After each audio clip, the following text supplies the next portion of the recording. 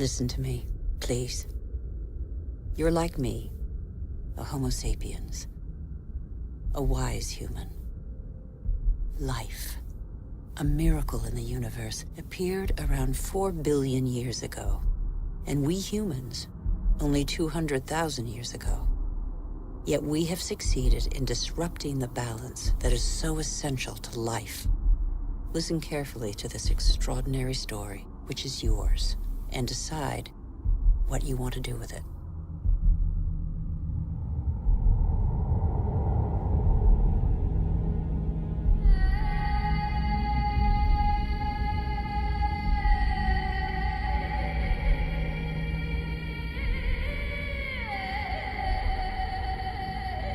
These are traces of our origins. At the beginning, our planet was no more than a chaos of fire. A cloud of agglutinated dust particles, similar to so many similar clusters in the universe. Yet this was where the miracle of life occurred.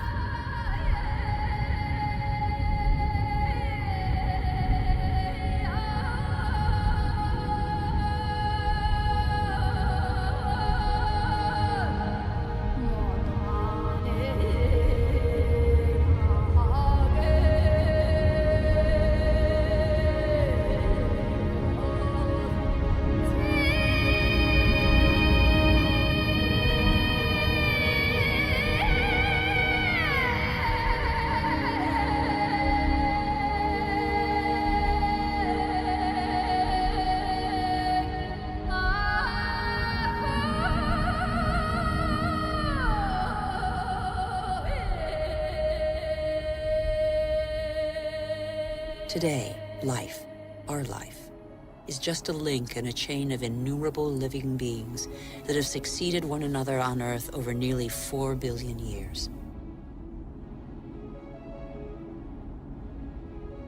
And even today, new volcanoes continue to sculpt our landscapes. They offer a glimpse of what our Earth was like at its birth. Molten rock surging from the depths, solidifying, cracking, blistering or spreading in a thin crust before falling dormant for a time.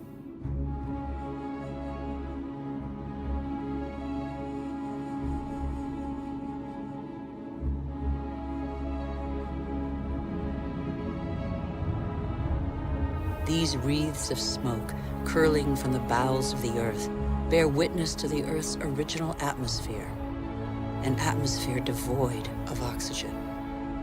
A dense atmosphere, thick with water vapor, full of carbon dioxide. A furnace.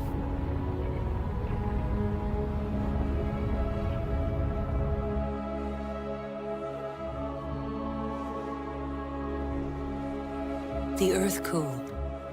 The water vapor condensed and fell in torrential downpours. At the right distance from the sun, not too far, not too near, the Earth's perfect balance enabled it to conserve water in liquid form. The water cut channels. They are like the veins of a body, the branches of a tree, the vessels of the sap that the water gave to the Earth.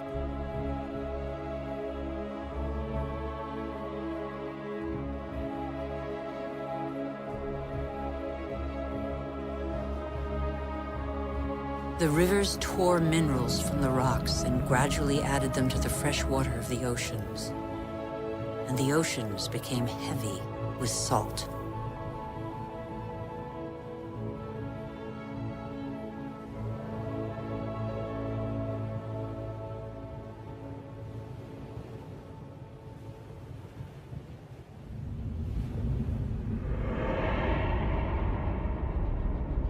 Where do we come from? Where did life first spark into being? A miracle of time, primitive life forms still exist in the globe's hot springs. They give them their colors. They're called archaeobacteria.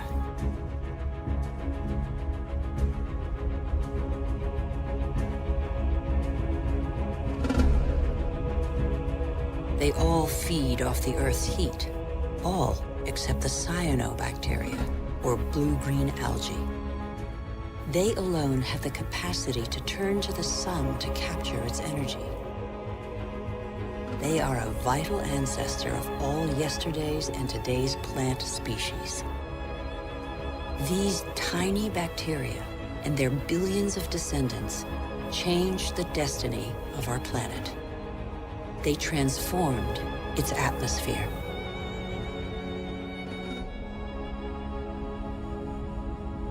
What happened to the carbon that poisoned the atmosphere? It's still here, imprisoned in the Earth's crust. Here, there once was a sea inhabited by microorganisms. They grew their shells by tapping into carbon from the atmosphere, dissolved in the ocean. These strata are the accumulated shells of those billions and billions of microorganisms.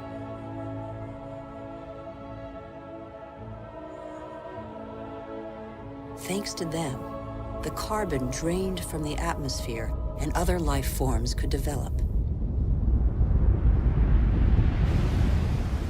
It is life that altered the atmosphere. Plant life fed off the sun's energy, which enabled it to break apart the water molecule and take the oxygen.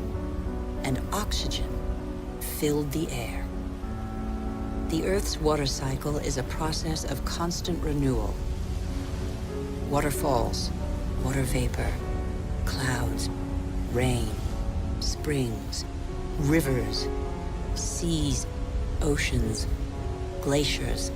The cycle is never broken. There's always the same quantity of water on Earth.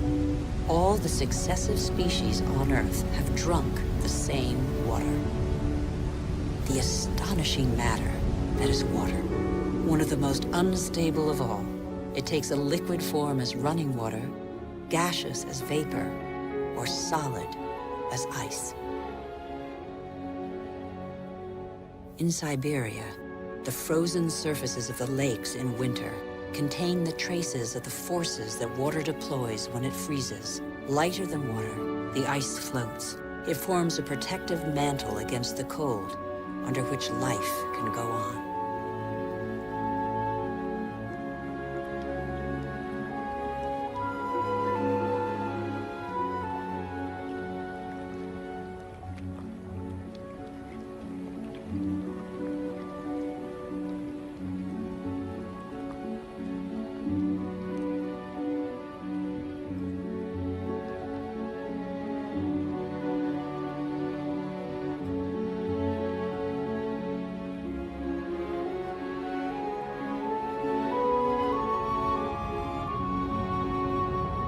The engine of life is linkage.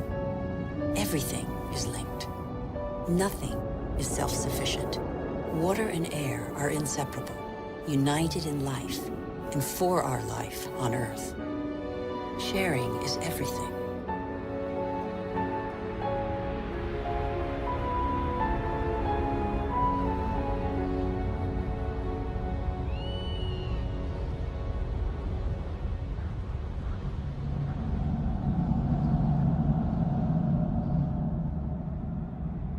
The green expanse peeking through the clouds is the source of oxygen in the air. 70% of this gas, without which our lungs cannot function, comes from the algae that tint the surface of the oceans.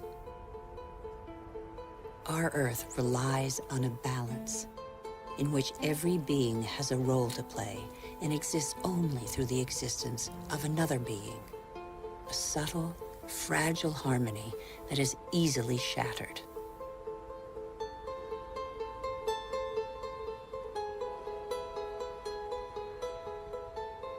Thus, corals are born from the marriage of algae and shells.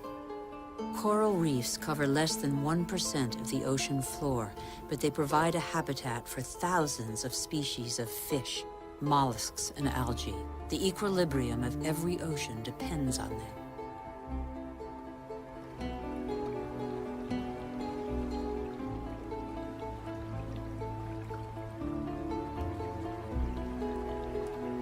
The Earth counts time in billions of years. It took more than 4 billion years for it to make trees. In the chain of species, trees are a pinnacle, a perfect living sculpture. Trees defy gravity. They are the only natural element in perpetual movement toward the sky.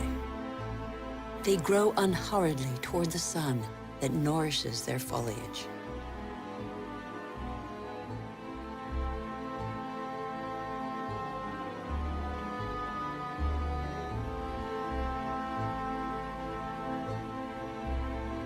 They have inherited from those minuscule cyanobacteria the power to capture light's energy. They store it and feed off it, turning it into wood and leaves, which then decompose into a mixture of water, mineral, vegetable, and living matter. And so, gradually, soils are formed.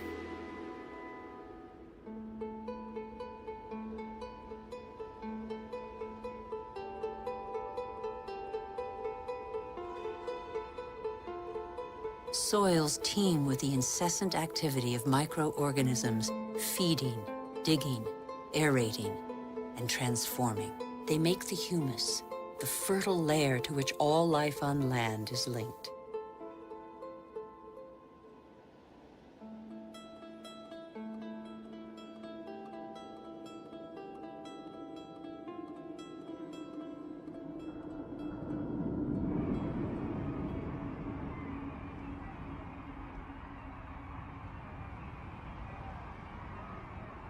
What do we know about life on Earth? How many species are we aware of? 1/10 of them? 100th, perhaps? What do we know about the bonds that link them?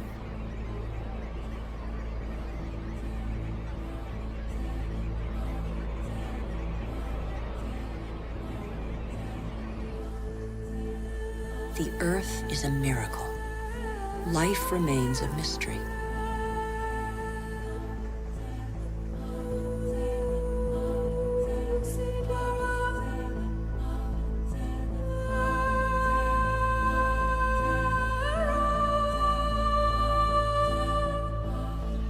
Families of animals form, united by customs and rituals that are handed down through the generations.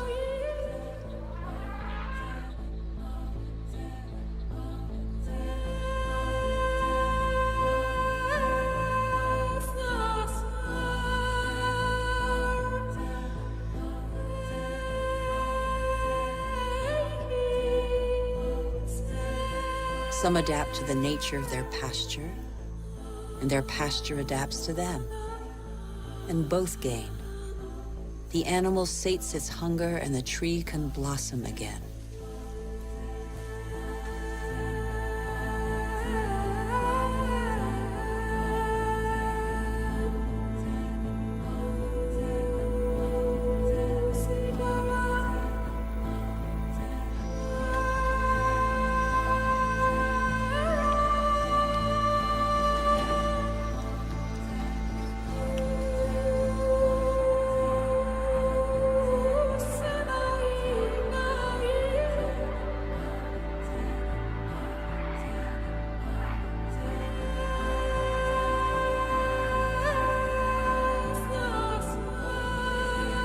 In the great adventure of life on Earth, every species has a role to play. Every species has its place.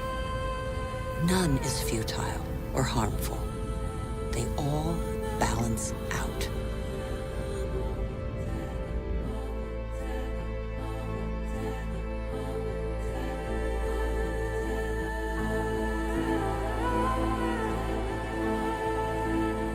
And that's where you, Homo sapiens, wise human, enter the story. You benefit from a fabulous 4 billion-year-old legacy bequeathed by the Earth.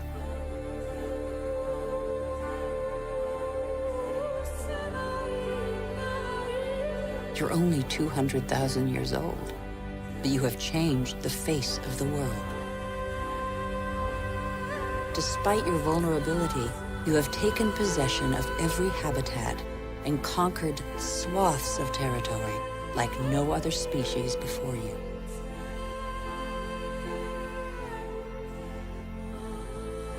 After 180,000 nomadic years, and thanks to a more clement climate, humans settled down. They no longer depended on hunting for survival.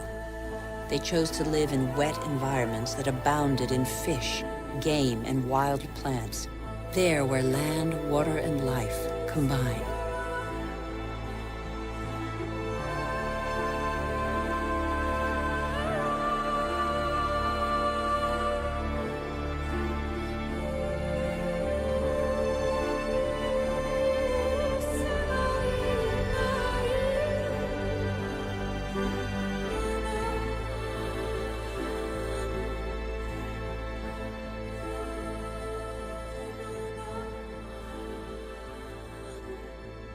Even today, the majority of humankind lives on the continent's coastlines or the banks of rivers and lakes.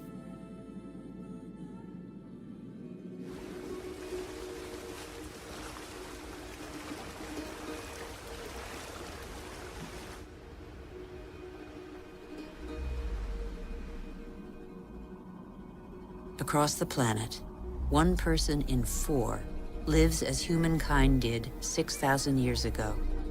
Their only energy, that which nature provides, season after season.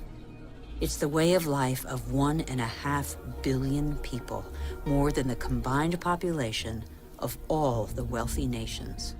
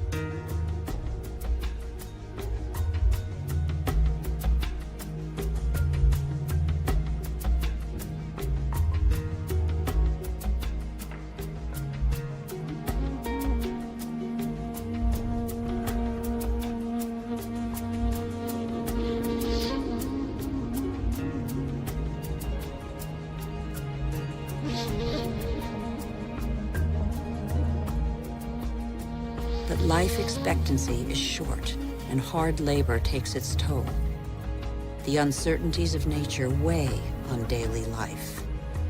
Education is a rare privilege. Children are a family's only asset, as long as every extra pair of hands is a necessary contribution to its subsistence.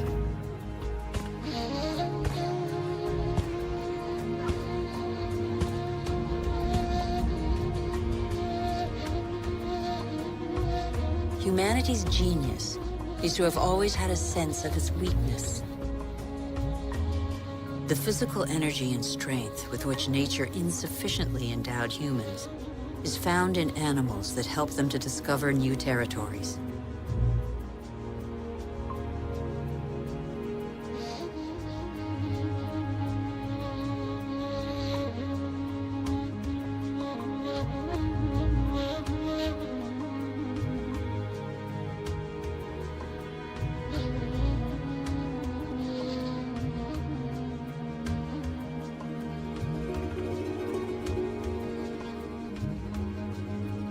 But how can you conquer the world on an empty stomach?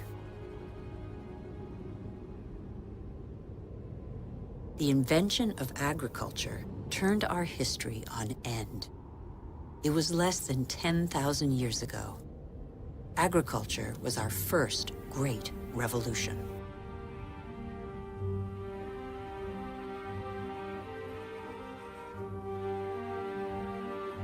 It resulted in the first surpluses and gave birth to cities and civilizations.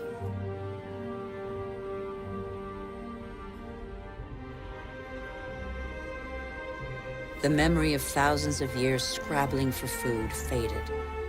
Having made grain the yeast of life, We multiplied the number of varieties and learned to adapt them to our soils and climates.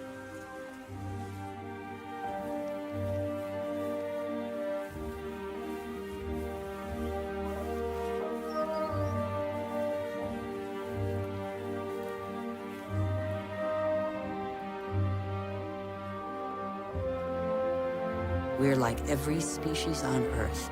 Our principal daily concern is to feed ourselves. When the soil is less than generous and the water becomes scarce, we are able to deploy prodigious efforts to extract from the land enough to live on.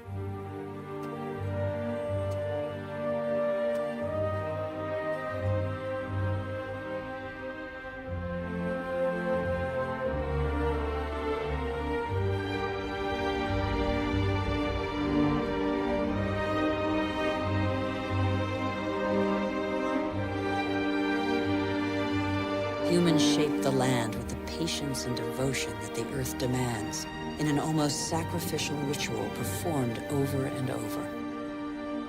Agriculture is still the world's most widespread occupation. Half of humankind tills the soil, over 3/4 of them by hand.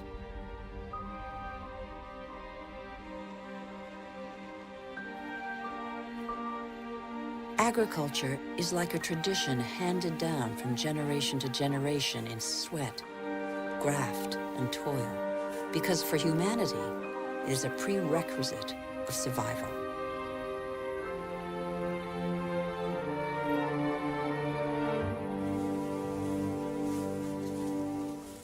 But after relying on muscle power for so long, humankind found a way to tap into the energy buried deep in the earth.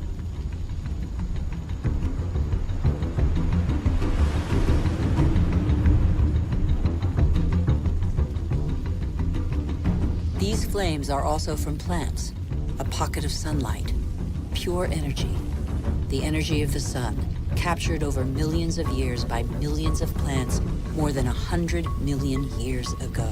It's coal, it's gas, and above all, it's oil.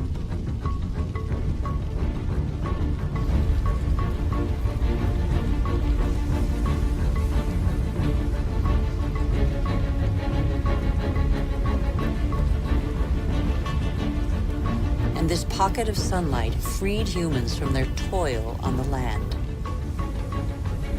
With oil began the era of humans who break free of the shackles of time. With oil, some of us acquired unprecedented comforts. And in 50 years, in a single lifetime, the Earth has been more radically changed than by all previous generations of humanity.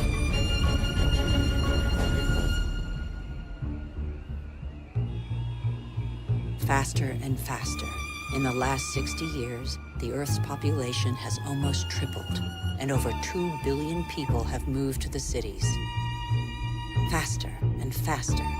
Shenzhen in China, with its hundreds of skyscrapers and millions of inhabitants, was just a small fishing village barely 40 years ago. Faster and faster. In Shanghai, 3,000 towers and skyscrapers have been built in 20 years. Hundreds more are under construction.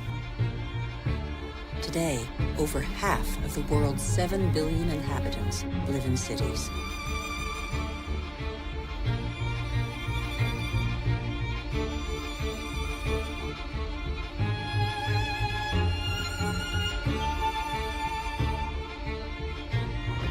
New York, the world's first megalopolis, is the symbol of the exploitation of the energy the Earth supplies to human genius. The manpower of millions of immigrants, the energy of coal, the unbridled power of oil.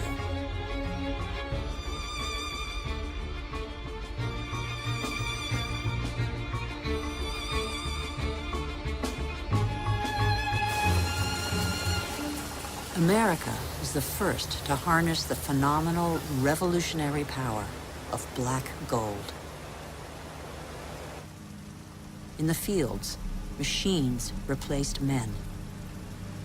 a liter of oil generates as much energy as 100 pairs of hands in 24 hours. In the United States, only 3 million farmers are left. They produce enough grain to feed 2 billion people. But most of that grain is not used to feed people. Here, and in all other industrialized nations, it's transformed into livestock feed, or biofuels.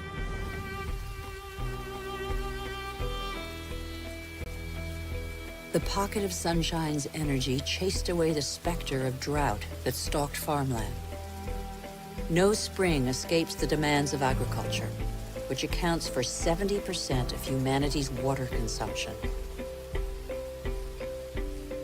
In nature, everything is linked.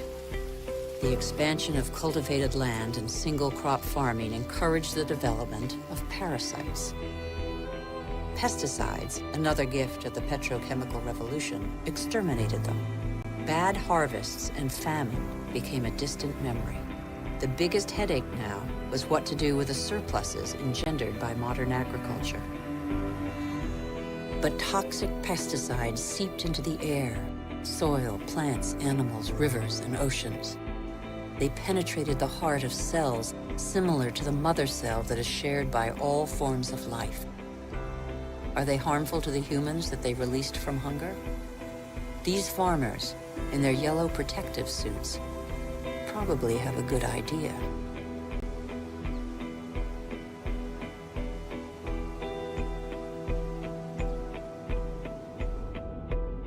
Then came fertilizers, another petrochemical discovery.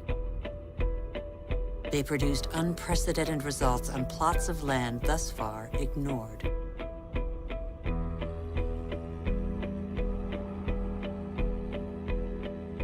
Crops adapted to soils and climates gave way to the most productive varieties and the easiest to transport.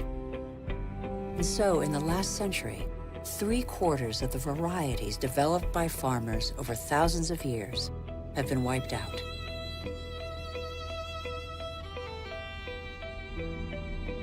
As far as the eye can see, fertilizer below, plastic on top.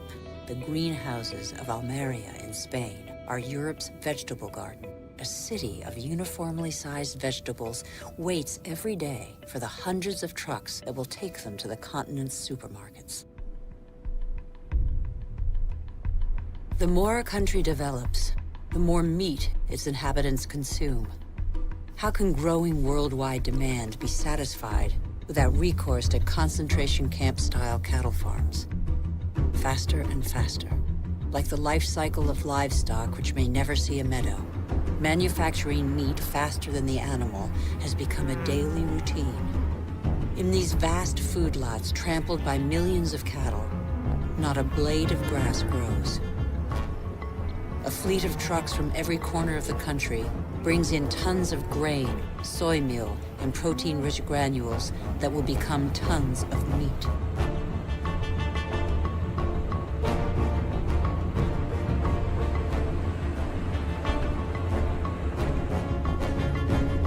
The result is that it takes 100 liters of water to produce 1 kilogram of potatoes, 4,000 liters for 1 kilo of rice, and 13,000 liters for 1 kilo of beef, not to mention the oil guzzled in the production process and transport.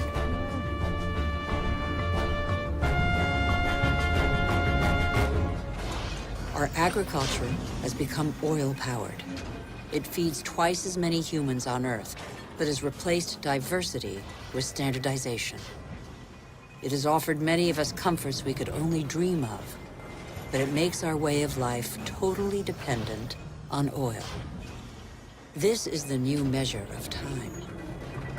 Our world's clock now beats to the rhythm of these indefatigable machines tapping into the pocket of sunlight.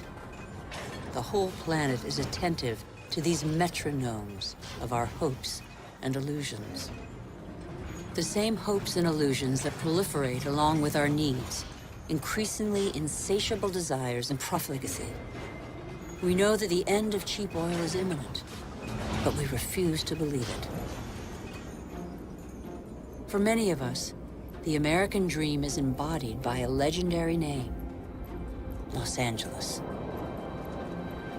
In this city that stretches over 100 kilometers, the number of cars is almost equal to the number of inhabitants. Here, energy puts on a fantastic show every night.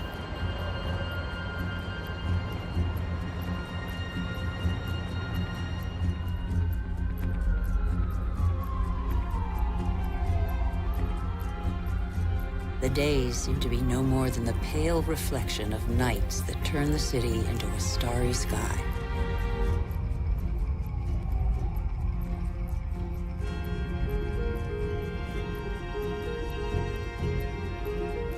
Faster and faster. Distances are no longer counted in miles, but in minutes. The automobile shapes new suburbs where every home is a castle, a safe distance from the asphyxiated city centers, and where neat rows of houses huddle around dead-end streets. The model of a lucky few countries has become a universal dream preached by televisions all over the world. Even here in Beijing, it is cloned, copied, and reproduced in these formatted houses that have wiped pagodas off the map.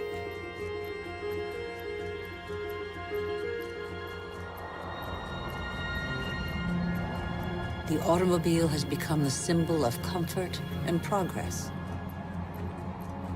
If this model were followed by every society, the planet wouldn't have 900 million vehicles as it does today, but 5 billion. Faster and faster. The more the world develops, the greater its thirst for energy. Everywhere, machines dig, bore, and rip from the earth the pieces of stars buried in its depths since its creation. Minerals.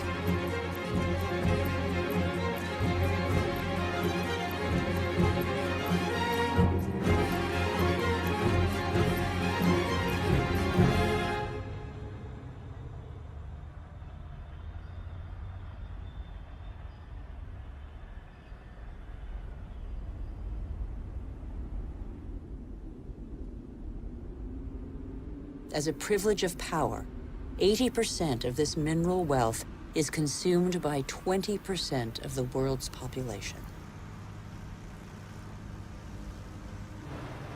Before the end of this century, excessive mining will have exhausted nearly all the planet's reserves.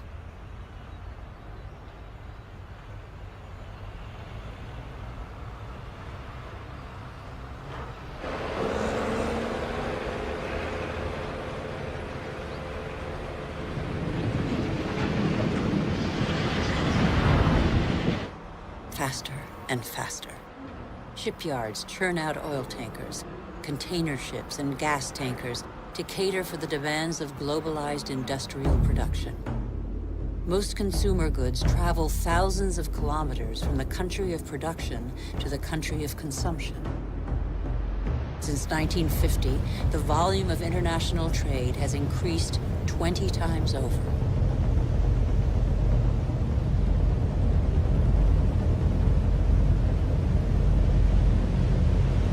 90% of trade goes by sea. 500 million containers are transported every year, headed for the world's major hubs of consumption, such as Dubai. Dubai is a sort of culmination of the Western model, a country where the impossible becomes possible, building artificial islands in the sea, for example.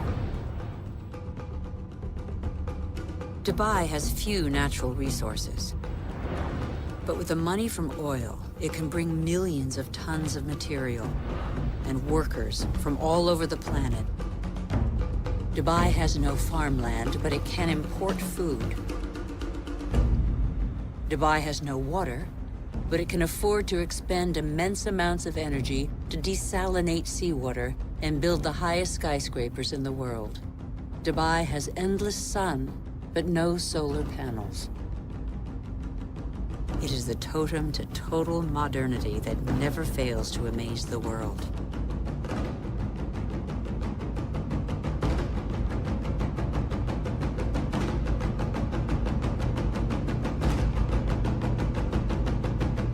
Dubai is like the new beacon for all the world's money.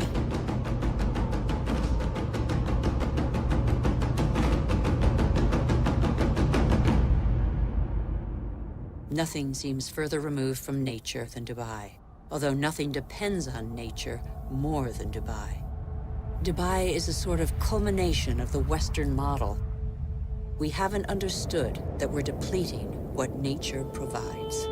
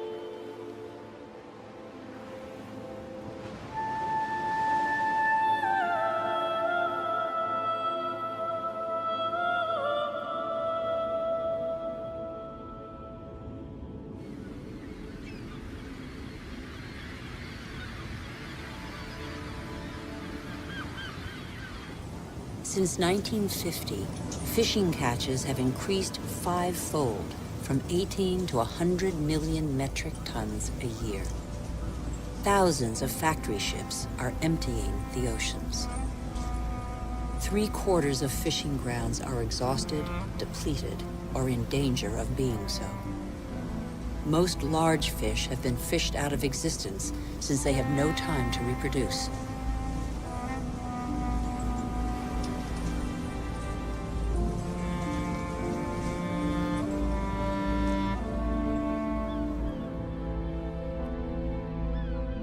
We are destroying the cycle of a life that was given to us.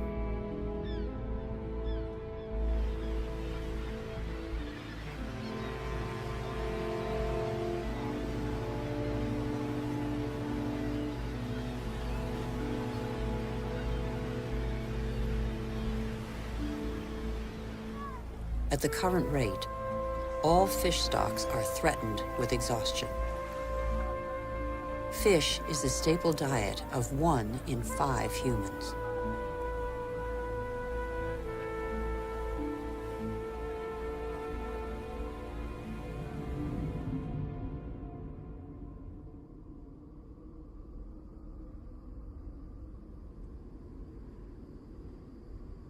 We have forgotten that resources are scarce. 500 million humans live in the world's desert lands, more than the combined population of Europe. They know the value of water. They know how to use it sparingly. Here, they depend on wells replenished by fossil water, which accumulated underground in the days when it rained on these deserts, 25,000 years ago.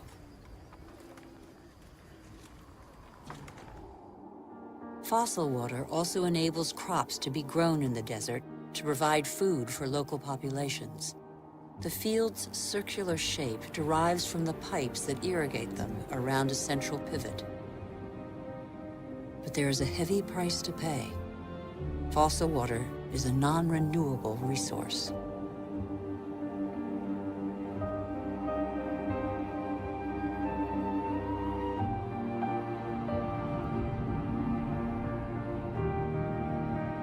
In Saudi Arabia, the dream of industrial farming in the desert has faded. As if on a parchment map, the light spots on this patchwork show abandoned plots. The irrigation equipment is still there, the energy to pump water also. But the fossil water reserves are severely depleted.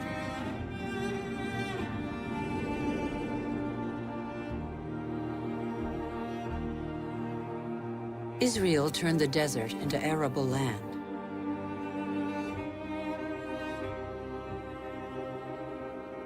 Even though these hothouses are now irrigated drop by drop, water consumption continues to increase along with exports.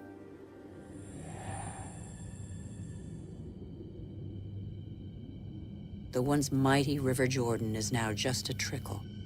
Its water has flown to supermarkets all over the world in crates of fruit and vegetables.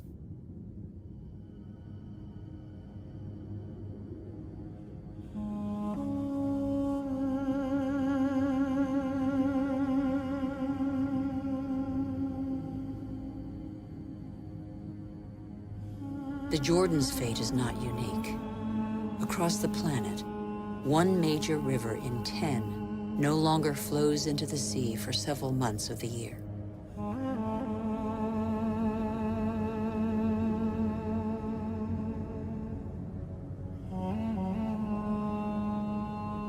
Deprived of the Jordan's water, the level of the Dead Sea goes down by over 1 meter per year.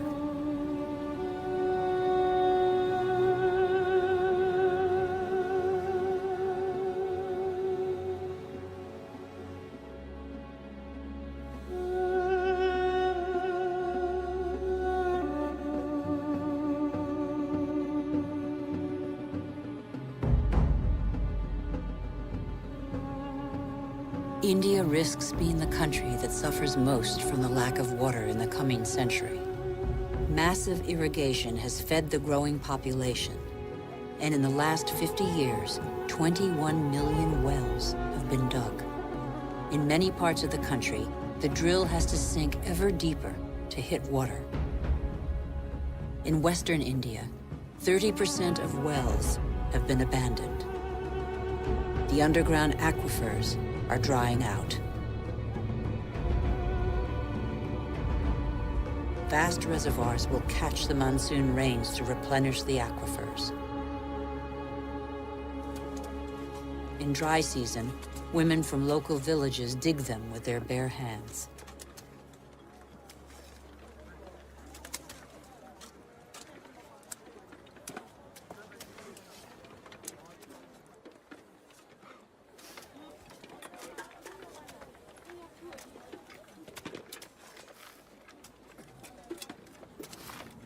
Thousands of kilometers away, 800 to 1,000 liters of water are consumed per person per day.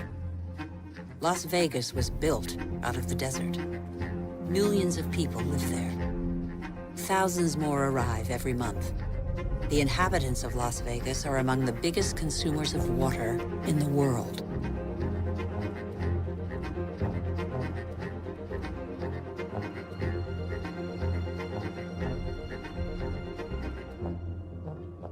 Palm Springs is another desert city with tropical vegetation and lush golf courses.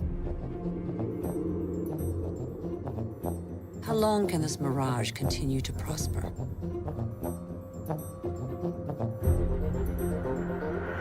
The Earth cannot keep up. The Colorado River, which brings water to these cities, is one of those rivers that no longer reaches the sea. Water levels in the catchment lakes along its course are plummeting.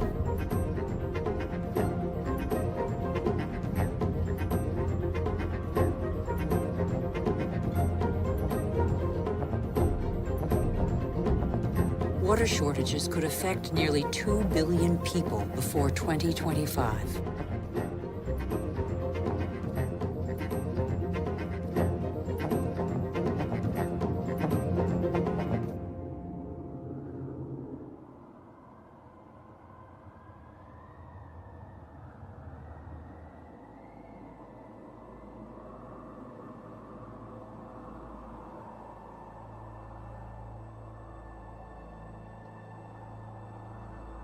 The wetlands represent 6% of the surface of the planet.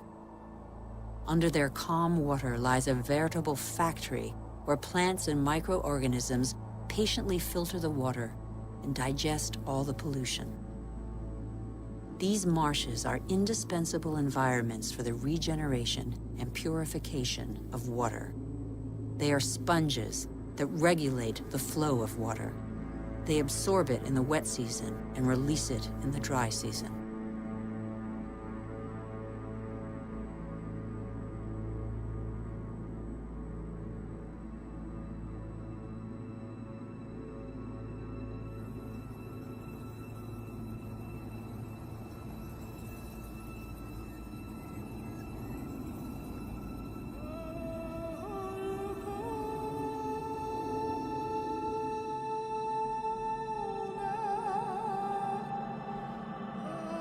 In our race to conquer more land, we have reclaimed them as pasture for our livestock, or as land for agriculture or building. In the last century, half of the world's marshes were drained. We know neither their richness nor their role.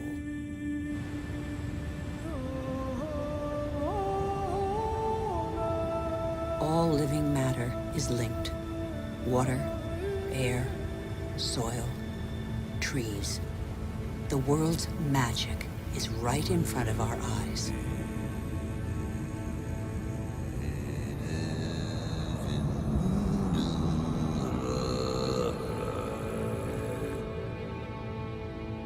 Trees breathe groundwater into the atmosphere as light mist. They form a canopy that alleviates the impact of heavy rains.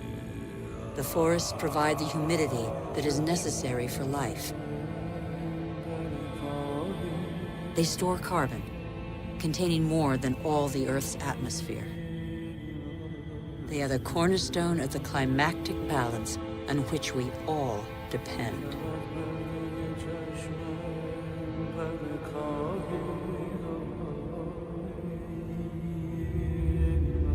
The trees of the primary forests provide a habitat for 3/4 of the planet's biodiversity. That's to say, of all life on Earth.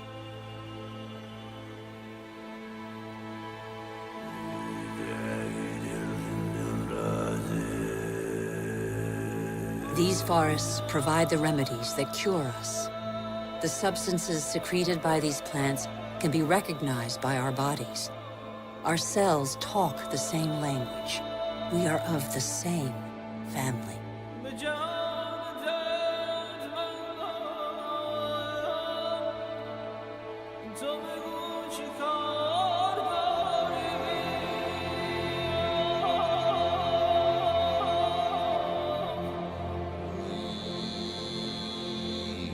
But in barely 40 years, the world's largest rainforest, the Amazon, has been reduced by 20%.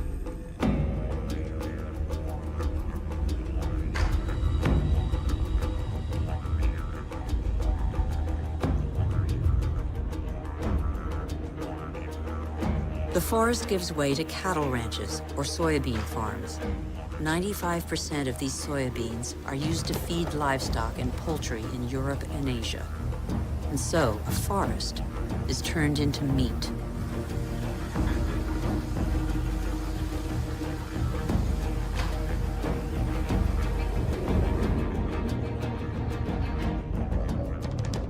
Barely 20 years ago, Borneo, the 4th largest island in the world, was covered by a vast primary forest. At the current rate of deforestation, it will have totally disappeared within 10 years.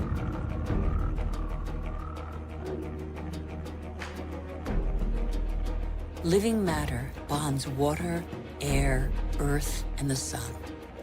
In Borneo, this bond has been broken in what was one of the Earth's greatest reservoirs of biodiversity.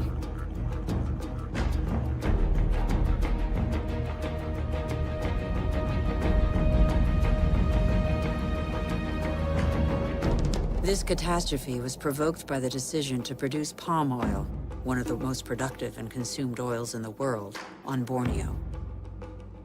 Palm oil not only caters to our growing demand for food, but also cosmetics, detergents, and increasingly, alternative fuels. The forest diversity was replaced by a single species, the oil palm. For local people, it provides employment. It is an agricultural industry.